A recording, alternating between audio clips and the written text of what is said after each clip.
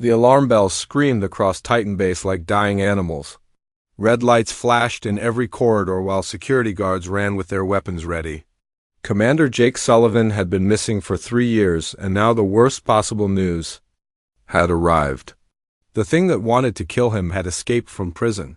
Razek, the Flensing Claw, was free. Lieutenant Amy Carter sat in the command center, staring at the security footage that showed an empty cell, and the metal walls were twisted outward like paper. Blood covered the floor, but it was not Razek's blood. 3 guards had died in less than 10 seconds. The alien predator had torn through them like they were children. "How long has he been gone?" Carter asked the security chief. 6 hours, maybe 7, the man replied, his voice shaking. The cameras went dark at 0300 hours. "We found the bodies at 0900. Carter closed her eyes and tried to think. Razek was not just any prisoner. He was a HFY warrior, one of the most dangerous predators in the galaxy. His people lived for battle and honor. They hunted other species for sport and ate their enemies to gain their strength. Most humans had never seen a HFY and lived to tell about it, but Jake Sullivan had not only seen one. He had fought one in hand-to-hand combat, and one had happened 3 years ago. On the colony world of New Texas, Sullivan was just a regular Marine then, part of a patrol unit checking on frontier settlements. They had arrived at Greenfield Town to find buildings burning and people screaming. The HFY had come in the night, hunting for slaves and trophies. Most of the colonists were already dead. The survivors were hiding in the old mining tunnels below the town. Sullivan's squad had 12 men when they arrived. By the time they met Razek, only Sullivan was left alive. The battle had lasted 4 hours. Sullivan used every trick he knew, every weapon he could find. He set traps, used the burning buildings as cover, and fought with the desperate fury of a man who had nothing left to lose. When his rifle ran out of bullets, he used his knife. When his knife broke, he used his bare hands. Razek was bigger, stronger, and faster. He had claws that could cut through steel and teeth that could crush bone. He had been hunting and killing for over a century, but Sullivan had something the alien predator did not expect. He had the ability to think like his enemy, to predict what Razek would do next. In the end, Sullivan had won by using Razek's own pride against him. The alien warrior believed that only physical strength mattered. Sullivan showed him that cleverness and determination could beat raw power. He left Razek alive but broken, his face scarred and his honor destroyed. For a HFY, losing in single combat was worse than death. It meant being cast out from their clan, losing their name, and becoming nothing. Razek had spent 3 years in prison, planning his revenge. Now he was free, and he wanted to make Sullivan pay. But Sullivan was not the same man who had fought on New Texas. After the battle, he had been recruited for something called Project Prometheus. The military told everyone that Sullivan had died in a training accident. They held a funeral and buried an empty coffin. Carter had been there, crying for her friend and squad mate. She did not know that Sullivan was still alive. She did not know about the secret laboratories where human volunteers were being changed into something new. She did not know that the government was trying to create super soldiers who could fight the alien threats that were growing stronger every day. What she did know was that strange things had been happening in the outer colonies. Ships were disappearing without sending distress signals. Pirate fleets were being found drifting in space with their crews missing. There were reports of something hunting in the dark between the stars. The locals had started calling it the Ghost Walker. They said it moved like smoke and struck like lightning. They said it could walk through walls and read minds. They said it hunted only the worst criminals and predators, leaving innocent people untouched. Carter had a feeling that the Ghost Walker and Jake Sullivan were the same person. She could not prove it, but she knew Sullivan better than anyone. He had always been protective of innocent people. He had always hated bullies and predators. If he was still alive, he would be out there fighting the monsters that threatened humanity. The question was, what had he become? Reports from the Sigma Draconis system painted a picture that did not make sense. Captain Roy Bennett, a cargo ship pilot, claimed he had seen the Ghost Walker kill 6 armed pirates in complete darkness. He said the creature moved like liquid shadow and made no sound. The pirates had been torn apart with surgical precision, each killed in a way that targeted their species' weak points. On the prison ship Tartarus, 300 dangerous criminals had been found dead in their cells. The security systems showed nothing. The guards remembered nothing. Each prisoner had been killed differently, as if something knew exactly how to hurt each species most effectively. Dr. Lisa Park, a scientist who studied alien biology, had examined some of the crime scenes.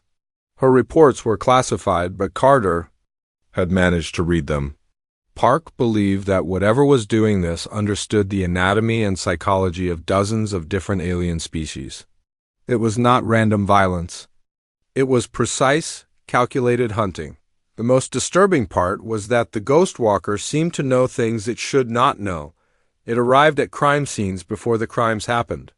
It found hidden bases that were not on any map. It seemed to sense when predators were planning to hurt innocent people. Carter remembered something Sullivan had said after the battle on New Texas.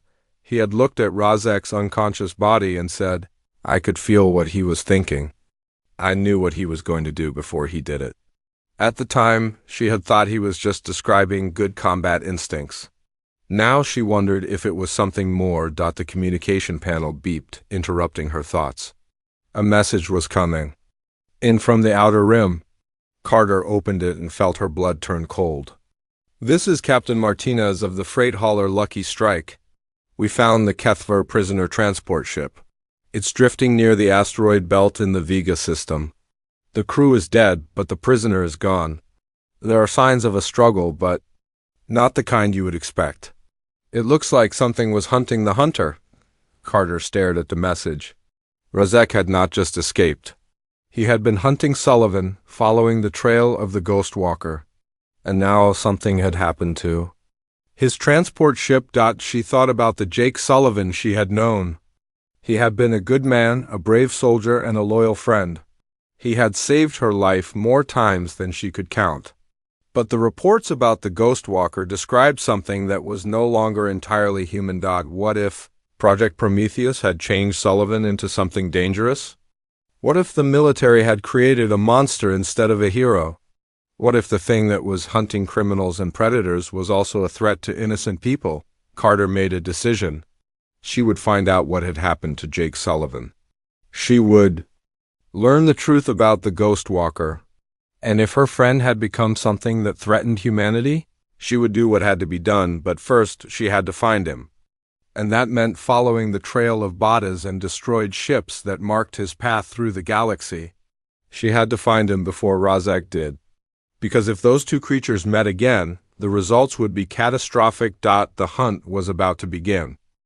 3 months before Razek escaped from prison, Jake Sullivan had walked into a secret laboratory hidden deep inside an asteroid. The facility was called Project Prometheus, and it was humanity's most classified experiment. The scientists there were trying to create the perfect soldier by combining human DNA with alien biology. Dr. Lisa Park stood in the observation room, watching Sullivan through thick glass. He was lying on a medical table, connected to dozens of machines that monitored his vital signs. His body was changing in ways that should have been impossible. His skin was becoming more flexible, able to absorb impacts that would crush normal bones. His muscles were growing denser without getting bigger.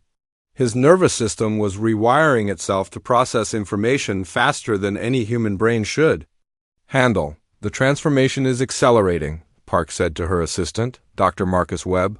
"His cellular structure is adapting to the alien DNA faster than our computer models predicted." Webb checked his tablet and frowned. "His brain activity is off the charts. The neural pathways are forming connections we have never seen before. He should be dead from the stress, but instead he's getting stronger." Park had been studying alien biology for 15 years. She had dissected creatures from 50 different worlds, mapped their genetic codes, and understood how their bodies worked. But what was happening to Sullivan was beyond anything she had seen. The human body was not just accepting the alien modifications. It was improving them. The project had started 2 years ago when the military captured a Veil Runner ship. The Veil Runners were natural shapeshifters who could become invisible and phase through solid matter. Their biology was so advanced that most scientists believed it was impossible to replicate. But the military wanted to try. They had also captured genetic samples from other species. Titanvorms that could survive in the vacuum of space. Void. Hunters that could sense emotions across vast distances. Crystal spiders that could think faster than supercomputers. The plan was to take the best abilities from each species and combine them into a single enhanced human. Most volunteers died within hours. Their bodies rejected the alien DNA and shut down completely. A few survived longer, but they became insane or turned into monsters that had to be destroyed. Sullivan was the first test subject to not only survive but thrive. The changes had started. Slowly his reflexes became faster, his strength increased. His senses grew sharper. He could see in complete darkness and hear conversations through thick walls. He could smell fear and detect lies by sensing changes in body chemistry, but the real transformation was happening in his mind. The alien DNA was not just changing his body. It was upgrading his consciousness, connecting him to abilities that humans had never possessed. He could sense the thoughts and emotions of other beings. He could predict their actions before they made them. He could exist in multiple places at once by spreading his consciousness. Across quantum fields, Park had tried to warn her superiors about the psychological changes. Sullivan was still human in many ways, but he was becoming something more. His empathy for innocent people had grown stronger, but his hatred for predators and criminals had become absolute. He saw threats to humanity that others could not perceive, and he felt compelled to eliminate them. He is no longer just Jake Sullivan, Park told Colonel Adams, the military officer in charge of the project. He is becoming something that represents the collective will of humanity. He carries within him the survival instincts of every human who ever lived. Adams did not want to hear about psychological changes. He wanted results. Can he complete his missions? That depends on what you mean by complete, Park replied. He will protect innocent people and eliminate threats, but he will do it in ways that you cannot control or predict. He has become something that operates beyond normal human limitations. The truth was that Sullivan had evolved beyond the need for orders or supervision. He could sense danger across light years of space. He could feel the pain of humans being hurt on distant worlds. He could identify predators and criminals by reading their psychological patterns. And he had decided that his purpose was to hunt the hunters. The first sign of his new abilities appeared during a test mission. The military sent him to eliminate a group of pirates who were raiding human colonies. Sullivan reached the pirate base before the transport ship that was supposed to carry him there. He had somehow moved through space without using any technology. Appearing on the target world like a ghost, the pirates were found dead 3 days later. Each one had been killed in a way that targeted their species' specific weaknesses. The security cameras showed nothing. The automated defenses had not detected any intruder. It was as if death itself had walked through their base. Sullivan returned to the laboratory changed. His eyes held an intelligence that seemed ancient and vast. He spoke in voices that carried harmonics from different species. He knew things about alien cultures that were not in any database. He had become a living library of galactic knowledge. I can feel them, he told Park during one of their sessions. Every predator in the galaxy, every creature that hurts innocent people. They broadcast their evil like a signal that I cannot ignore. I have to stop them. Park realized that the experiment had succeeded beyond their wildest dreams and failed in ways they had never imagined. They had created the perfect protector for humanity. But they had also created something that was no longer entirely human.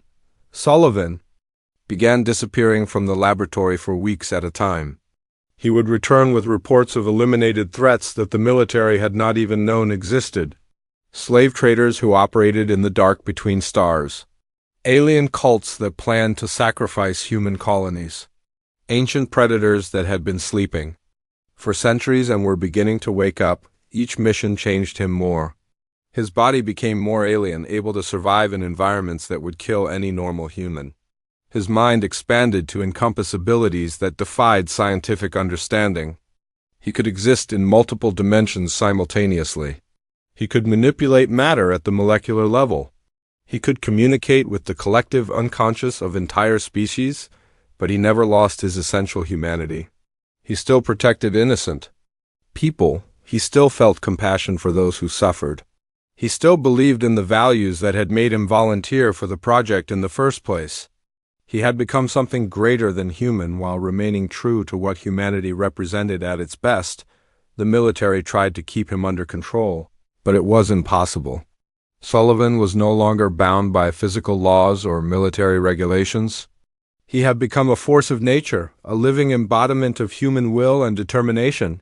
He operated according to his own moral code, which was based on protecting the innocent and eliminating threats to human survival. Park's final report on Sullivan was classified at the highest levels. She described him as the next step in human evolution, a being that combined the best aspects of dozens of species while maintaining the core values that made humanity unique. He was not just an enhanced soldier. He was a new form of life that could adapt to any challenge and overcome any threat. The report also contained a warning. Sullivan was not unique. The transformation process was beginning to affect other humans spontaneously. Children were being born with enhanced abilities. Adults were developing new senses and mental capabilities. Humanity was evolving and the changes were accelerating. The galaxy was about to discover that humans were no longer the young, chaotic species that others could dismiss or exploit. They were becoming something unprecedented, something that combined infinite adaptability with an unbreakable moral code, and Jake Sullivan was their herald, their guardian, and their guide into a future that no one could predict or control. Rozek the Flensing Claw stood in the ruins of the prison ship Tartarus, staring at 300 empty cells. The metal doors had been twisted open from the inside.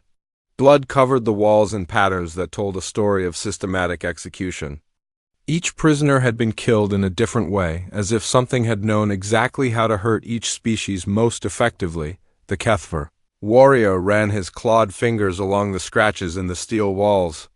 These marks were not made by weapons or tools.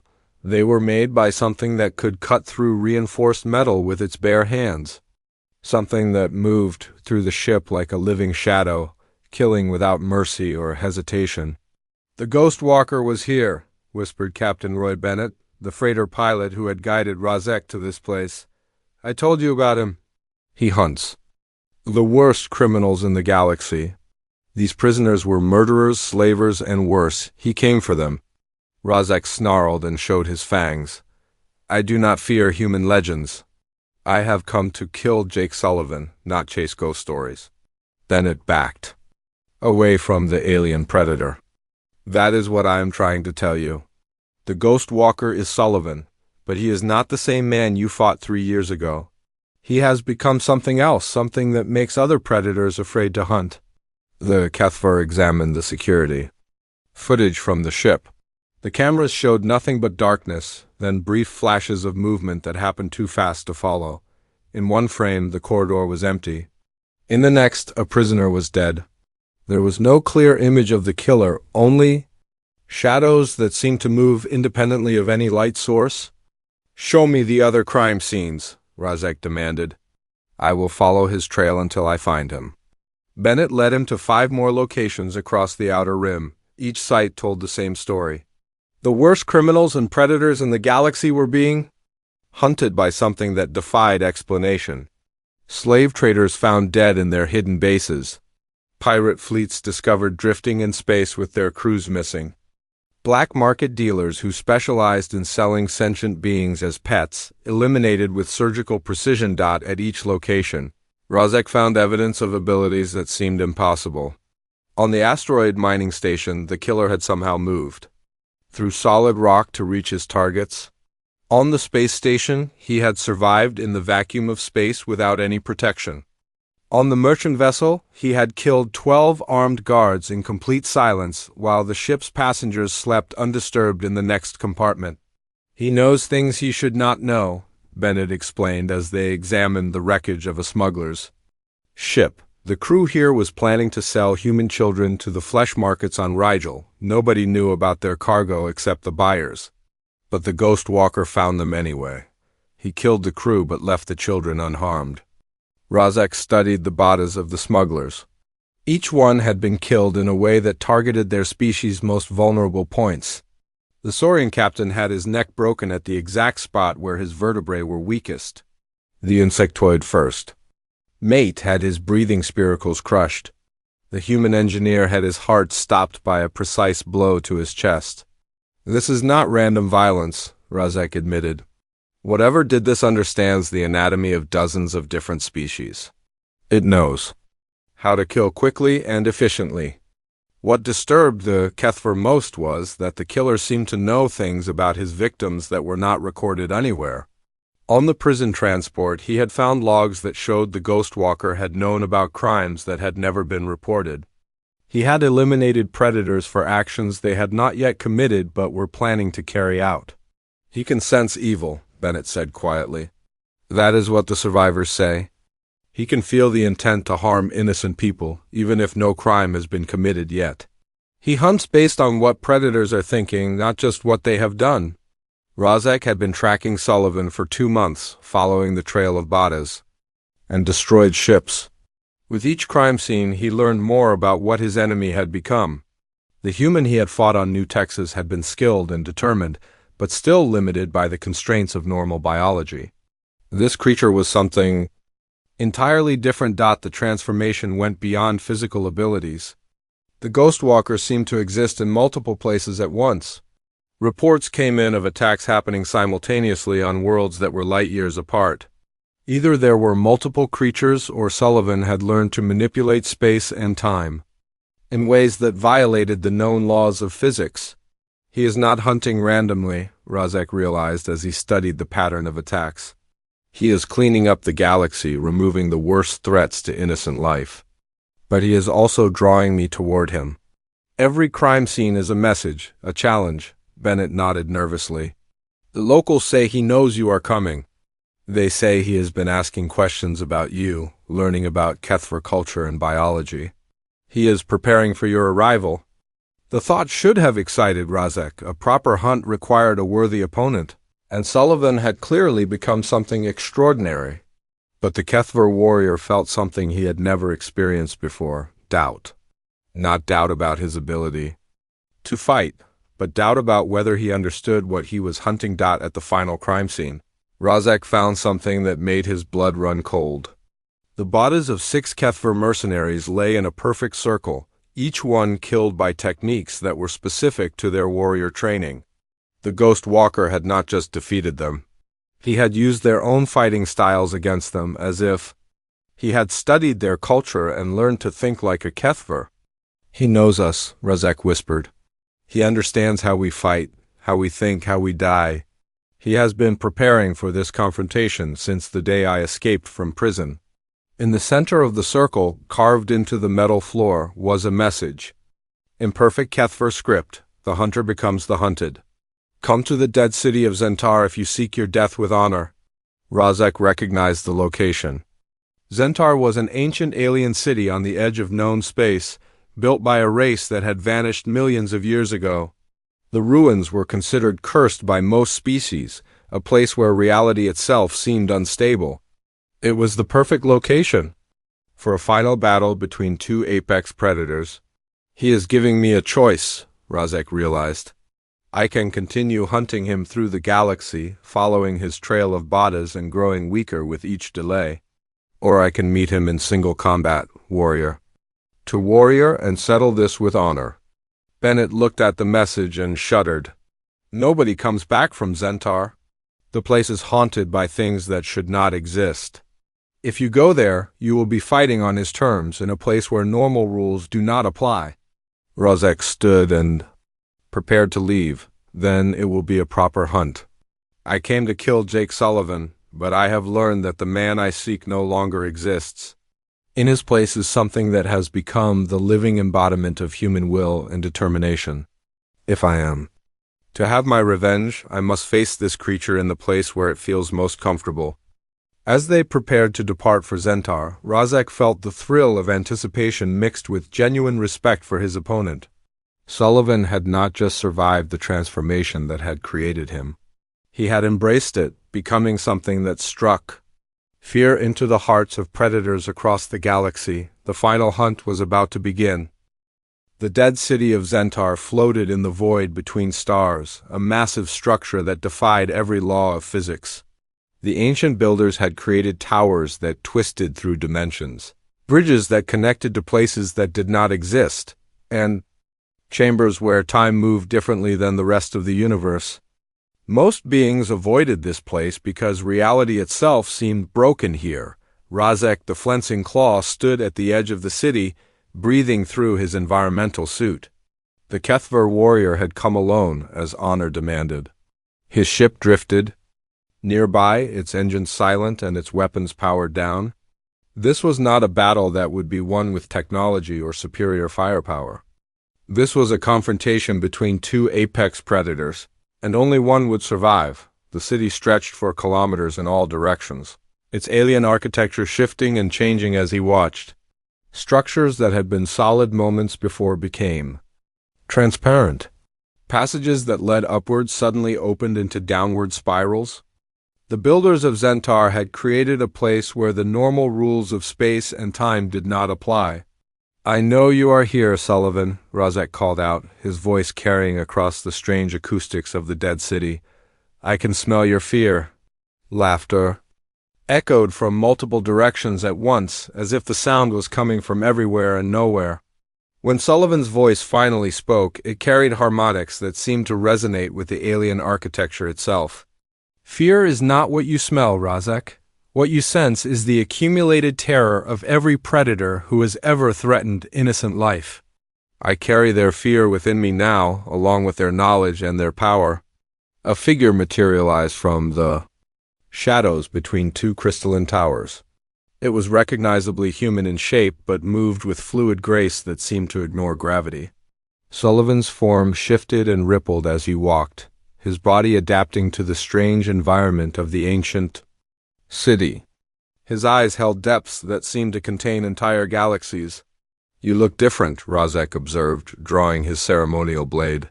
3 years ago, you were just a clever human with quick reflexes. Now you are something else entirely." Sullivan smiled, and the expression was both human and utterly alien. "I am what humanity becomes when it stops limiting itself to the constraints of a single world, a single form, a single way of thinking. I am the collective will of my species, refined and focused into a single purpose." "And what purpose is that?" Razek asked, beginning to circle his opponent with the measured steps of a trained killer.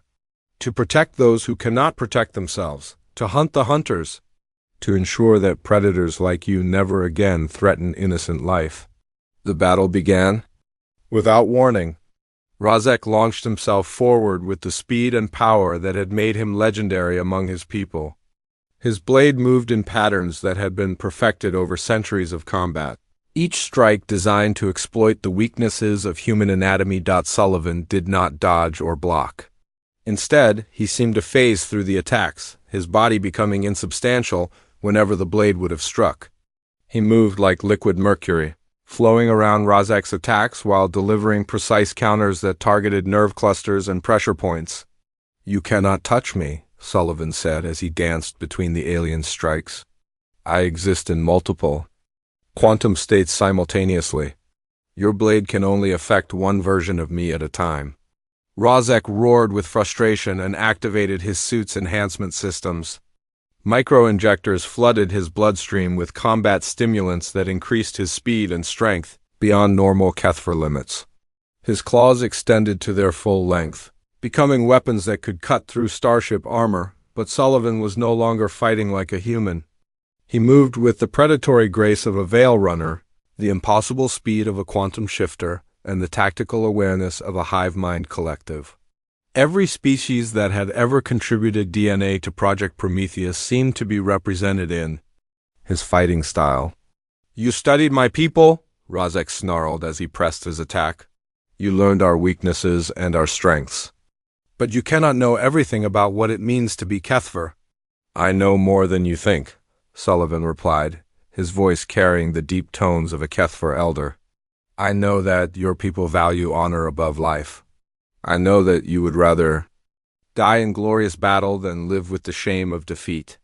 I know that you have been planning this confrontation for 3 years, not just for revenge, but to restore your standing among your clan. The words hit Razek harder than any physical blow. Sullivan was not just reading his thoughts. He was understanding the deepest motivations that drove Kethver culture. He knew that this battle was about more than personal vendetta. It was about redemption and honor. Then you know that I cannot retreat, Razek said, switching to a more defensive stance. I will fight until one of us is dead. Death is not the only possible outcome, Sullivan replied, his form solidifying as he stood perfectly still. You came here seeking the death of Jake Sullivan, the human marine who defeated you 3 years ago. But that man died in the laboratories of Project Prometheus. What stands before you is what humanity becomes when it transcends its limitations. Razek studied his opponent more carefully. Sullivan was not just enhanced or modified. He had become something fundamentally different, a being that existed on multiple levels of reality simultaneously. His consciousness seemed to extend beyond his physical form, connecting to networks of information and ability that spanned the galaxy. You are no longer human, Razek observed. I am more human than I have ever been, Sullivan corrected. I carry within me the accumulated wisdom and instincts of every human who has ever lived. I am connected to the collective unconscious of my species, but I retain my individual identity and purpose. The alien warrior launched another series of attacks, using techniques that combine the fighting styles of multiple predator species. But Sullivan countered each one with perfect precision, as if he had faced these exact moves thousands of times before. You are not just fighting me, Sullivan explained as he deflected a strike that would have decapitated a normal human. You are fighting the collective experience of humanity's evolutionary journey. Every predator my species has ever faced, every threat we have overcome, every adaptation we have made to survive, all of it is part of me now. Razek began to understand the true scope of what he was facing. Sullivan had not just been enhanced with alien DNA, he had become a living repository of human potential, a being that embodied everything his species could become when freed from biological constraints. This is impossible, Razek gasped, his combat stimulants beginning to wear off. No single being can contain that much knowledge and power without losing their sanity. Sanity is a limitation, Sullivan replied, his form beginning to glow with an inner light. I have moved beyond the need for such constraints. I am sane in ways that transcend individual consciousness. I am the guardian of humanity's future, the protector of innocent life, and the nemesis of all who would prey upon the weak. As the battle continued, Razek realized that he was not just fighting a transformed human. He was fighting the evolutionary destiny of an entire species. Sullivan had become something that represented humanity's potential to transcend every limitation, to adapt to every challenge, and to become the dominant force for good in the galaxy. The question was no longer whether Razek could win this battle. The question was whether he could survive long enough to understand what Sullivan had become, and what that meant for the future of every species in the galaxy. The confrontation was about to reach its climax, and the outcome would determine not just the fate of two warriors, but the balance of power in the universe itself. The battle in the ancient city of Zentar had been raging for 3 hours when something unexpected happened.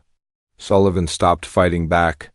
He stood perfectly still in the center of a crystalline chamber, allowing Razek's claws to pass through his shifting form without attempting to counterattack. Why do you not fight? Razek demanded, his breathing heavy from exhaustion. Even with all his enhancements, the Kethver warrior was reaching his limits. Are you mocking me?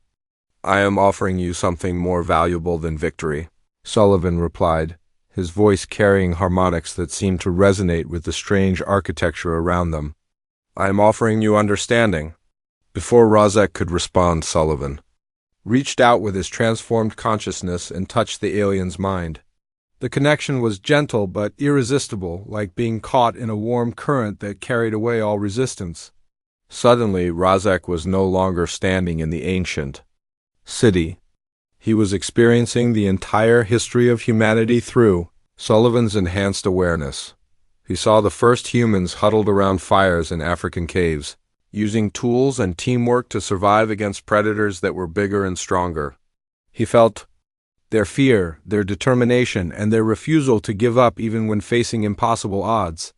He experienced their first tentative steps toward civilization, their struggles to create societies based on cooperation rather than domination. The visions moved forward through time, showing humanity's journey from prey animals to apex predators. But unlike other species that had achieved dominance through strength or cunning alone, humans had done something different. They had maintained their capacity for empathy and compassion even as they became the most dangerous hunters on their world. "Do you see?" Sullivan's voice echoed through the shared consciousness. "My people learned to be predators without losing their humanity. They became the most effective killers in the galaxy while retaining their ability to care for the weak and protect the innocent." Razek experienced the colonization of space, humanity's first contact with alien species, and the gradual realization that they were not alone in the universe. He felt their wonder at discovering new forms of life, their horror at encountering species that viewed other sentient beings as food or entertainment, and their growing determination to protect those who could not protect themselves. "You became the galaxy's guardians," Razek whispered, his voice filled with something that might have been awe. "We became what we needed to become," Sullivan corrected. "When we encountered species like yours, who hunted for sport and glory, we adapted. When we faced predators who saw other sentient beings as resources to be exploited, we evolved. When we discovered that the universe was full of ancient evils that threatened all life, we transformed." The visions showed Project Prometheus from a different perspective. It was not just a military experiment to create super soldiers. It was humanity's conscious decision to evolve beyond the limitations of their original biology. They had chosen to become something greater while maintaining the core values that made them human. "I am the first of a new subspecies," Sullivan explained as the visions continued. "But I am not unique. Others are undergoing similar transformations across human space. Children are being born with abilities that their parents never possessed.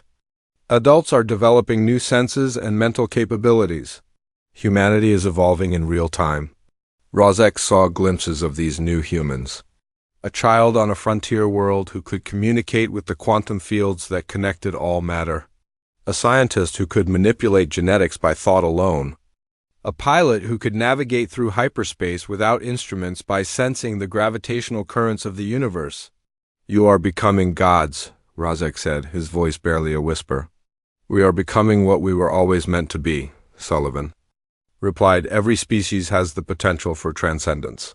Most never achieve it because they become trapped by their own limitations. They define themselves by their weaknesses instead of their possibilities." The shared consciousness showed Razek his own people's history. The Kethver had once been a different species, driven by curiosity and a desire to explore the universe. But over generations they had become obsessed with proving their superiority through violence and domination. They had chosen to become predators at the expense of everything else they might have been. "Your people could have become something magnificent," Sullivan said, his mental voice filled with genuine sadness. "Instead, you chose to define yourselves by your ability to hunt and kill. You became trapped in a cycle of violence that prevented you from growing into something greater." For the first time in his adult life, Razek felt shame. Not the shame of defeat in battle, but the deeper shame of wasted potential. He saw what his people could have become if they had chosen cooperation over domination, exploration over exploitation, growth over stagnation. "It is not too late," Sullivan continued. "Your people can still choose a different path." They can still evolve beyond their current limitations. But first, they must understand what they are choosing between. The visions showed possible futures. In one, the HFY continued their current path, gradually becoming extinct as more advanced species eliminated them as a threat. In another, they chose to change, working with other species to explore the mysteries of the universe and protect innocent life from the ancient evils that still lurked in the dark between stars. "Why are you showing me this?" Razak asked. "Why?" "Not simply kill me and be done with it?" "Because I do not want to be the galaxy's executioner," Sullivan replied. "I want to be its teacher." Every species has the right to choose its own destiny, but that choice must be made with full knowledge of the consequences. The shared consciousness began to fade, and Razak found himself back in the crystalline chamber. But he was no longer the same being who had entered the ancient city seeking revenge. He had been shown possibilities that he had never imagined, and he could not return to his old way of thinking. "What happens now?" Razak asked. "Do we continue fighting until one of us is dead?" Sullivan smiled, and for the first time in their encounter, the expression was purely human. "That depends on what you choose to do with the knowledge I have shared with you. You came here seeking the death of Jake Sullivan, but Jake Sullivan died in the laboratories of Project Prometheus. What stands before you is something new, something that represents the future of conscious evolution." Razak looked at his weapons, then slowly put them away. "I cannot return to my people unchanged. They will see the transformation in me, and they will demand explanations." "Then give them explanations," Sullivan replied. "Tell them what you have learned. Show them the choice that lies before every species in the galaxy. Help them understand that predation is not the only path to power." The HFY warrior stood silently for a long moment, processing everything he had experienced. Finally, he spoke in the formal tones of his people's ancient ceremonies. "I acknowledge you as the greater predator. But more than that, I acknowledge you as the herald of a new age. I will carry your message to my people, though I cannot guarantee they will listen." "Some will listen," Sullivan said with quiet confidence, "and those who listen will begin to change. Evolution is not a process that can be stopped once it begins. It only requires a single spark to ignite the transformation." As Razak prepared to leave the ancient city, he turned back to Sullivan one final time. "What of the other threats to innocent life? What of the ancient evils that still exist in the dark places of the galaxy?" Sullivan's form began to shift and change, becoming something that was simultaneously human and utterly transcendent. "I will continue to hunt them, but I will not be alone. Others like me are awakening across human space. We will be the guardians of the future, the protectors of all who choose the path of growth and cooperation." The predator who had come seeking revenge departed as something entirely different. He had become a messenger, carrying with him the knowledge that the galaxy was about to change in ways that no one could predict or control. Humanity had chosen to evolve consciously, and their transformation would reshape the destiny of every species among the stars. The hunt was over. The age of transcendence had begun,